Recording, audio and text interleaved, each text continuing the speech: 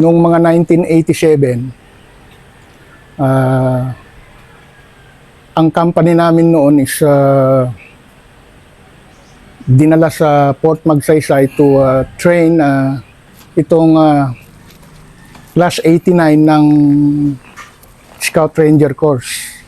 That was then 1987. Then from there sa Port Magsaysay, nakakailang buwan pa lang kami. Then our officers were called, and by then Colonel Hunasan. Katapos after that, binrip kami ng as company, binrip kami that we will be going to Manila to respond sa isang situation. Master, paki-explain mo nga kaunti kung ano yung personality ni Colonel Hunasan at that time, kasi charismatic siya, ganyan. Pero bilang commandant nyo, ano yung kaunting description kung bilang siya inabutan yung commandant eh. Actually, sir, Colonel Hunasan then is already a well-known officer because of the yung nangyaring 1986 revolution. Naging well-known siya sapagkat dahil sa kanyang unang-una gwapo, katapos yung mga pangyayari noon na kasama niya si then SND Enrile ay sa buong armed forces noon naging kilala siya. Ngayon, nung after ng 86 revolution, naging head siya ng DISG muna, DISG. Then naging commandant siya ng Special Operations School na nag-train ng mga special forces soldiers. So nung tinawag kami para mag-train ng 1987 sa mga sundalo ng Scout Ranger course, ay siya ang commandant doon. Then mga ilang buwan pa lang kami na nagtitrain, kami tinipon para para mag-respond sa isang situation, and our company was committed para mag-respond nga sa isang situation na ganun. Ano yung situation na yun, Master? Actually, we were briefed noon na yung ating bansa noon is parang on the brink of being Okay, sir. na ma-occupy yung mga, lalo na sa mga government, yung mga leftist. Katapos very active pa noon ng mga series of rallies na ginagawa noon. Actually, ang natatandaan ko pa nga yung August 28, yung date na yon, sinabihan kami na isang malaking rally ang gagawin ng mga left organization. Then, of course, yung ang sinabi sa amin nga, huwag nating hayaan na yung ating bansa mapunta sa mga makakaliwang grupo. So, with that, because of talagang nararamdaman rin namin, hindi kami nag-atubili na pumunta doon o mag-join or i-commit yung aming sarili nung sinabihan kami ng aming mga opisyal. So talagang Master, talagang voluntary yung pagbaba nyo na Voluntary, sir, without walang hesitation walang reservation talaga, walang hesitation na pagkasabi sa amin nun, dahil talagang actually nararamdaman namin talaga na yung mga nangyayari noon by the time nung 87 na yun. Hindi kami nag-hesitate na sumama talaga. But alam ko na talagang kahit papano makakatulong kami sa pagsalba sa bansa. No? Yun ang mindset. Yun yung utak nyo. Yun yung mindset nyo. Yung mindset namin noon, ganun. So kasi a year before that, kayo rin ng military ang mag-change yung sir, administration. And then Nag-change. ito ngayon parang biglang nagganon na kayo na naman ang nag-a-attempt na magsalba ng bansa. Sir, ganun ang aming mindset kasi noon. Hindi kami nag-iisip ng kung anumang kapalit or basta ang isip namin is to save the country. Ganun ang namin, sir. Okay. Mindset namin noon. So, nung August 27 ng gabi, after ng briefing namin, we moved from Port Magsaysay. Actually, tactical talaga, sir. Nag-rent kami ng mga private na vehicle, yung baliwag. Yung baliwag ng mga buses. Nag-move kami ng Port Magsaysay tactically gabi. Hindi kami dumaan sa gate. Dumaan kami doon sa nag-debate kami doon sa gate. Doon naghihintay yung bus namin. Ilan kayo SM Master? Ang panahon na yun na nag-move? Ilang kumpanya, ilang class? Hindi namin, sir, sinama yung estudyante namin. No? Kami So, lang. 10 SR lang. 10 SR, yung mga organic ng 10 SR sila. Iniwan namin yung estudyante namin. Dahil alam namin na, kumbaga sa hindi pa sila, sa ganun Wala pa sa, alam namin na hindi pa sa, yung mindset nila, hindi pa katulad nung sa namin mga bata pa yung mga official noon, mga bagong tenyente. Kasi at that time, batak na rin yung mga Rangers sa pagod na rin na kayo Oo, sir. yung pinapangwasiwas ng buong bansa. Totoo di ba? yun, sir, kasi 10 SRC din, naging ang striking force ng Region 3. So anywhere sa Region 3, kami ang tinatawag. From Zambales, Pampanga, Bulacan, Aurora. Kami, sir, yung talaga. Then, yun nga, tinawag kami to train the 89 and at the same time to retrain. At tama-tama, andun si SFS commandant noon, si Colonel Honasan. Siyang commandant noon. So, nag-move kayo, buong kumpanya, kasama officers nyo, Kasama officers, all motivated. buong 10 SRC, wala kaming iniwan, kami lahat. So, pag jump off nyo,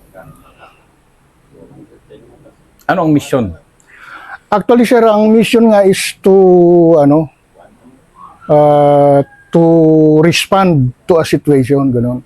So, parang generic general ano lang. Generic siya, sir. But ang doon is the country is, or sir, parang on the brink na ma-take over ng yung lalo na yung leadership, political leadership. Na wala kayong hindi naman. Medyo alam nyo na makakalaban nyo, Kabaro. Hindi, sir. Ang alam namin noon is sa pag-respond namin ng araw na yon is basta ang mindset namin is to save. Ganun Okay. Unmindful na kahit na sino pa ang aming makakalaban pa. makaharap. Sir. Okay. Board kayo ng baliwag. Board kami ng baliwag. Buti pumayag yung baliwag na Ako nag-rent i-hire nyo. Ako nag-rent ng sir ako mismo ang nagpunta doon sa station baliwag. Buti hindi nila alam na.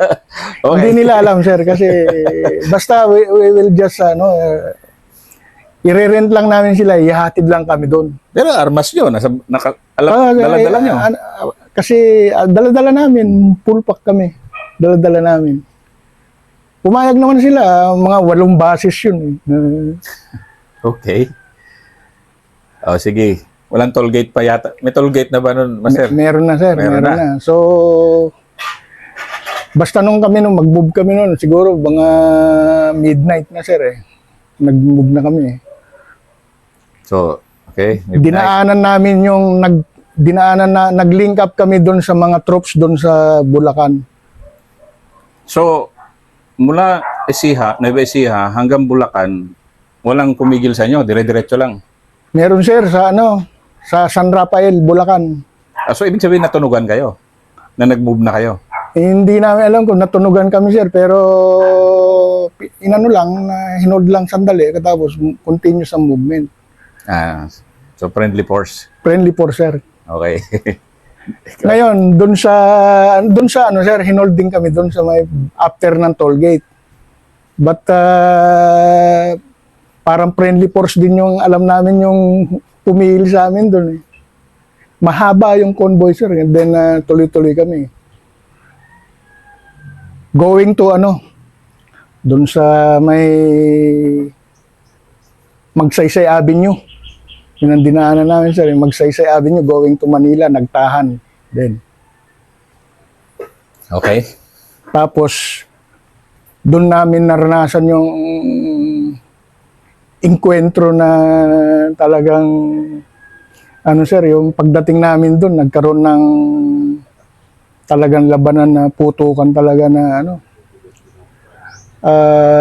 luckily, wala namang naging casualty doon sa 10 SRC. Example nga, Master, kumbaga, o sige, pagpasok nyo ng Manila, paano nagsimula yung putukan? Nagsimula yung putukan nun, sir, nung pagdating namin mismo doon sa JP Laurel. Doon may pumigil na sa amin doon. Na JP Laurel tsaka doon sa nagtahan kasi doon ang namin doon, eh. Marami ng tao doon.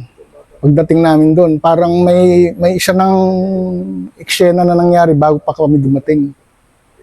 So pagdating namin doon, nagkaroon na kaagad ng putukan, sir. Talagang basta ang alam ko doon sa may nagtahan mismo yun, sir. So, sinong kaputukan nyo na? Alam namin, sir, yung mga government forces na nag-augment doon sa Malacanang. So, di ba ito na ngayon, Master, di ba parang government versus government na nun. Anong feeling mo nun bilang, anong rango mo na ba nun? Staff sergeant na ako nun, sir. Kaso senior ka na. Oo, sir. So, anong feeling mo na at that time na ito pala yung namin, government to government na. So, ano yung feelings mo na noon kaputukan mo na yung kabaro mo? Sa akin nun, sir, wala akong naging kasi yung naging isip ko nun, sir, is dahil ang kwan namin, sir, ang isip ko nun, wala doon sa yung na kahit government forces pa yung kaharap namin nun. Hindi ako nagkaroon ng isip na ito'y ang iniisip ko nun yung mission namin na kami ay dadalhin doon para sa isang misyon. So kasi noon, sir, hindi pa nung pagdating namin doon sa nagtahan, yung putukan na yun, hindi pa namin alam na mga government forces yung nandun. Kasi ang alam lang namin talaga, yung talagang pagdating namin doon, yung heavy volume kaagad yung sinalubong sa amin. Then maraming tao, maraming media. Kasi maraming media na, sir, pagdating namin doon, eh. So, nung nagkaroon ng ceasefire nagkaroon ng ceasefire, umaga na. Kasi mahaba-haba rin yung sir, yung umaga na nung nagkaroon ng ceasefire. Yung 10th SR, ang lumabas na parang Malacanang ang target nyo. Yes, sir. So kayo na yung naging, kumbaga sabi ng mga Amerikano, tip of the spear. Kumbaga kayo spearhead, na yung sir. Spearhead na. Oh, sir, spearhead kami. Kasi actually we are with the sir, si Colonel Hunasan. So doon sa mga bus na yon kasama nyo si... Yung convoy na yun, sir, kasama namin si Naka-back up kami sa kanya. Then, meron kaming dalang isang Scorpion tank actually. Dun sa convoy na yun. Yun ang nangunguna. Main body. Kung saan si... Main body, kayo main body, sir? O part pa kami ng main body. Kasi ang at that time, pumasok na yung third saka yung fifth sa ano. Sila yung nakapasok na tapos lumabas ulit. Nakapasok na ng Malacanang gate, sir. Oo, tapos lumabas ulit. Kaya nga sabi ko sir, may previous na situation na nangyari na doon. Pagdating namin. Pagpasok nyo, ano na, hindi sir, kayo so- yung nagsimula ng gulo talaga. Hindi, na-alarm na yung buong compound ng ano. So nakapag-deploy na sila ng parang yung kanila augmentation forces doon. Na palagay ko yun ang sumalubong sa amin.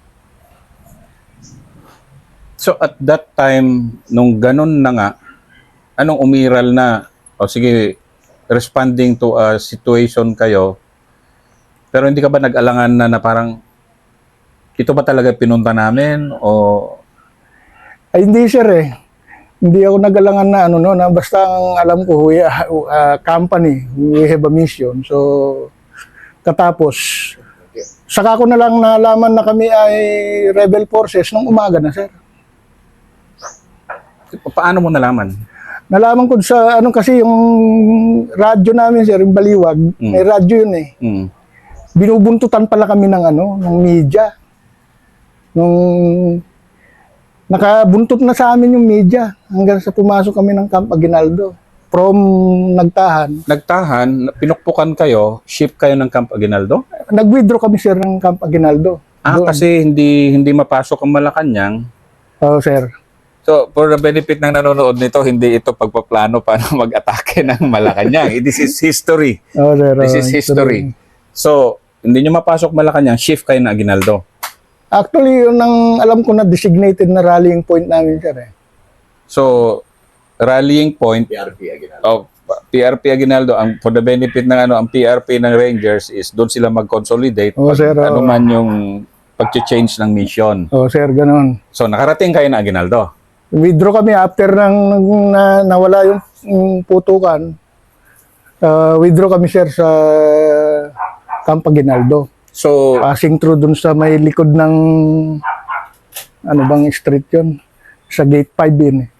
so kasama doon sa pagrenta niyo ng baliwag yung pagpunta ng Aguinaldo o ano yan, extra trip na yon? Extra trip na yun sir. Kasi ano yun sir eh, yung aming driver at saka ano na sir eh. Yung driver na tamaan. Tinamaan yung driver. Na actually ako nag-take charge doon sir, yung ginawa ko doon sa driver na tinamaan, dinala ko siya doon sa media. Yung kasi may tama sir eh. May mga ambulansya naman at that time. Binigay ko siya doon. Then yung conductor, ganun din na ano na sir eh, na warsyak na yung conductor eh. Oo naman. Kala nila mag-field trip lang kayo eh. Kala nyo, dadalhin lang kami doon, sir. So, pinatake charge ko doon sa ano doon kasi may mga ambulansya naman doon. Then, ang nag-drive noon, sir, yung bagong private namin, sir, si Biniegas. Okay. So, sige. Dumating kayo na Aguinaldo. Ayan, sir, pagdating ng Aguinaldo, is, hindi muna kayo pinapasok doon, sir. Nagkaroon muna ng coordination. Nag-coordinate muna si boss namin noon.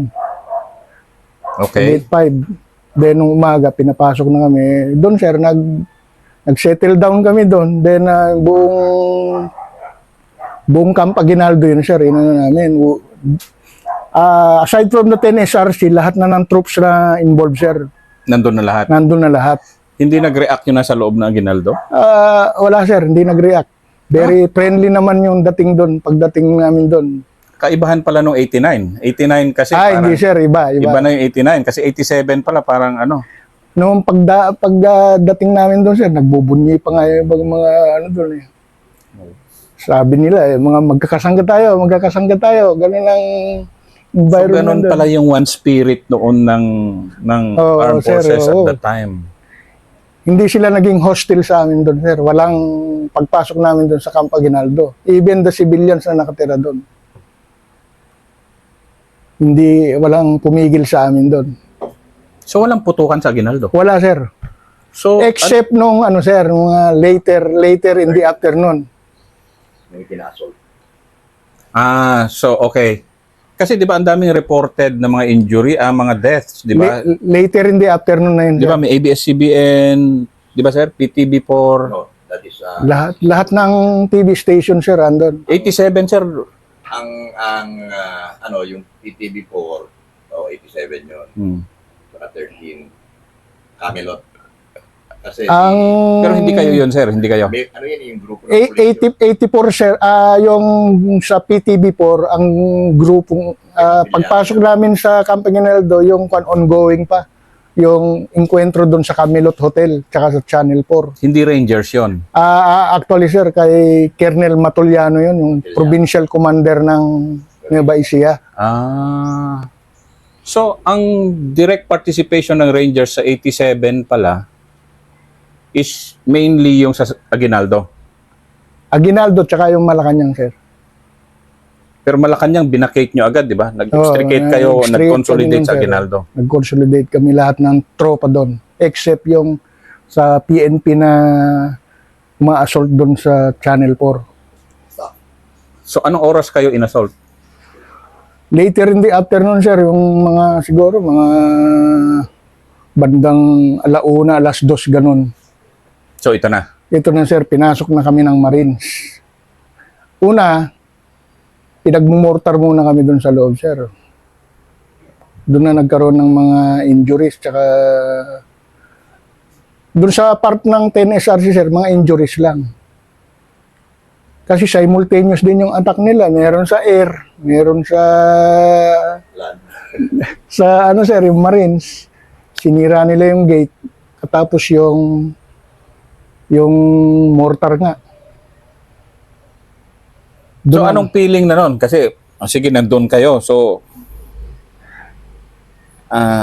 moral dasay, moral daslo na. Hindi pa moral daslo nun, sir. Ang iniisip namin is to how to kasi buo pa rin kami nagmo-move, sir, sa 10SRC nun eh. Nung mga bandang huli na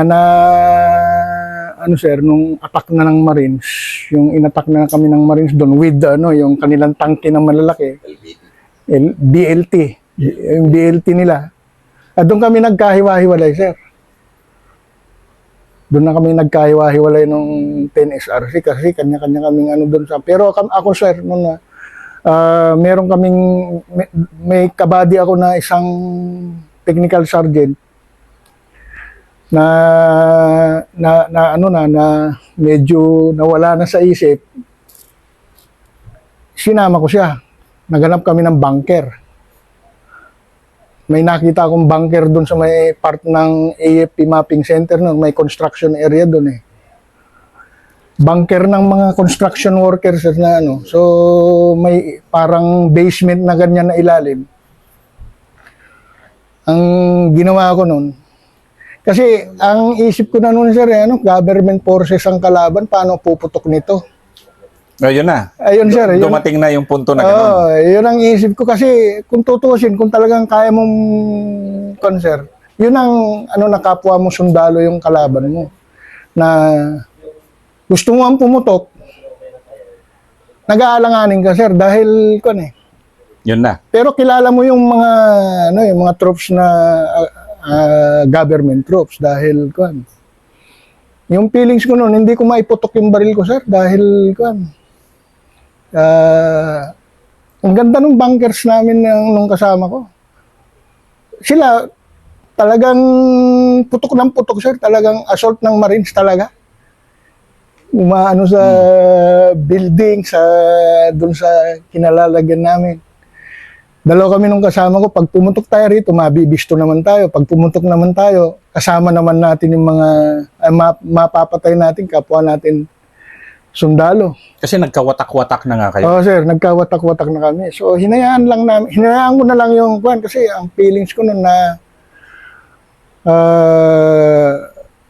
parang, kumbaga kapwa namin sundalo to, ganun.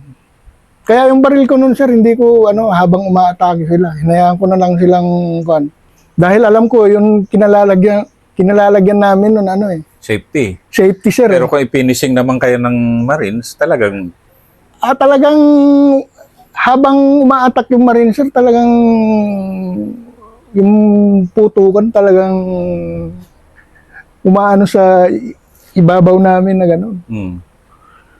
Kaya lang, yung isip ko nun, sir, is hayaan ko na lang, i-let go ko na lang na hanggang sa tumigil. anong oras tumigil? Actually, sir, nung tumigil na is maggagabi na eh. Tumigil because gumib up. Anong nangyari? Ano na, sir, kumbaga at that time, mga bandang mga bago dumilim, nagkaroon na ng escape inhibition yung mga nandun na mga kasamahan namin. Na i-declare na parang mag-ano na kami, Kanya-kanya na. kanya-kanya na. Sealed naman lahat yung gates. Oo nga, sir, pero kumbaga doon nalalabas yung training nyo na escape inhibition, sir eh. So yung mga ibang kasama ko, sila, kami nun, sir, hindi ko iniwan yung kasama ko, yung kabady ko na, kasi medyo, sa feeling ko, yung Bumigay, isip bumigay. niya, sir, bumigay yung isip. Di ko iniwan. Sabi ko, master, hindi tayo alis dito. Safety ka ako itong lugar natin kahit na 3 araw pa tayo rito dahil yung aking sir, meron akong dalang biskwit eh. Pan 3 araw yung aming sir. Pan 3 araw pa yung aming pagkain doon kahit 3 araw tayo rito hindi tayo magugutom dito. So nung kinaumagahan na nun, ako sir, tiningnan ko kung clear. Pero nakikita ko sa paligid maraming Marines. Nagsuot ako ng aking civilian clothes. Sinuot ko yung aking civilian clothes, then sabi ko sa kasama ko, master, huwag kang alis dyan at gre-recon ako para maka-escapo tayo. Pero ang command control nyo nun, wala na rin. Nagkawatak-watak Wala na rin. sir, nagkawatak-watak na kami nun eh. Wala So, na rin paano kaming kayo- communication. So, paano nag-end yun? Nag-end yun sir nung yung kumbaga na-clear na ng mga government forces yung area. Then kami, lahat ng makikitang mga rebel soldier doon sa loob is dalhin doon sa may para i-process. Doon sa may chapel, Camp Aguinaldo Chapel, doon kami inipon lahat. Nakaramihan. Nakaramihan naipon. nun sir. Mm. Hindi lang yung 10 SRC, kundi pati yung ibang mga forces na kasama, sir. Pero yung iba, nakaalis na. Meron talaga Meron, katulad ni sir. Katulad ni sir, Actually, kami sir, binigyan na kami chance pa nung Marines na, wag na ganun. Talagang binabaril kayo pero binigyan pa rin kayo ng chance na eskapo na. Hindi, nung wala nang putukan, sir, binibigyan kami ng chance na, para wag na mag-join nandun sa may chapel. Mm. Yung kasama ko, sir, kumbaga sa hindi ko na rin iniwan. Halika man, sir, dito na lang tayo, mag-join na lang tayo. Ako, may chance akong, sir, umiska po, dahil mahaba ang buhok ko nun, tsaka, so, hindi na ako umiska po. Sinama ko na lang siya, mag-join na lang tayo dyan. After that, ayun, tawanan pa nga pagdating doon, sir, sa dahil nagkita-kita uli, Doon kami Tawanan. Tawanan, sir, dahil parang hindi nagkakitaan ng matagal dahil nagkakawayan. Halika na rito, join ka na rito, ganun, sir. So, wala namang feeling na, sir, na yung parang, pero ako nun, sir, parang, ang isip ko nun is, kasi kabisado ko yung articles of war, sir, Sabi ko, mutiny ito, sigurado, kundi in time of war, court martial, firing squad or Kung hindi, pag sabi ko sa isip-isip ko, pag makatakas ako, okay lang. Ngayon, kung hindi, okay lang. Kasi ginawa ko naman yung dapat kong gawin eh. Wala namang feeling na parang nagsisisi o na ginawi mo. Hindi sir, hindi walang ganun. Bakit? Kasi sir, sa isip-isip ko, nasa tamang ano rin kami sir eh. Nasa tamang side kami na nung panahon na yun eh. Ganun ang isang sa isip ko noon, yung mindset ko noon is na yung ginagawa namin is para sa ano sir eh. Sa mga para sa bansa na ano, lalo na nung panahon ni Cory noon sir, ni President Cory.